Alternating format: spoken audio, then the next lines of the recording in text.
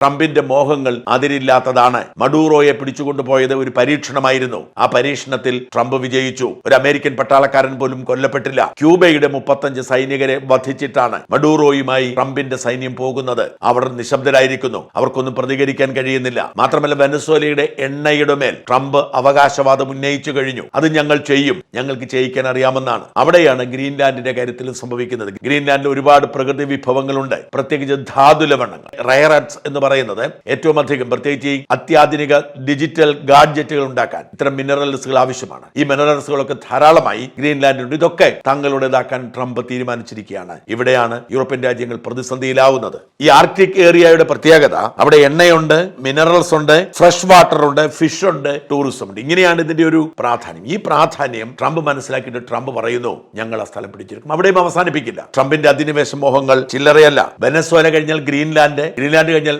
Mexico, Colombia, Panama, Cuba, ഇങ്ങനെ നീണ്ടുപോവുകയാണ്. എന്തിനേറെ, Canada പോലും അമേരിക്കയുടെ ഭാഗമായാൽ കൊള്ളാം എന്ന് ട്രംപിനുണ്ട്. 51ാമത്തെ സംസ്ഥാനമാക്കി കൂടെ എന്ന് ട്രംപ് ജസ്റ്റിൻ ട്രൂഡോയോട് നേരിട്ട് ചോദിച്ചിരുന്നു. അങ്ങനെ അധിനിവേശത്തിന്റെ ഒരു താല്പര്യം ട്രംപ് കാണിക്കുമ്പോൾ വാസ്തവത്തിൽ ലോകം ആശങ്കപ്പെടുകയാണ്.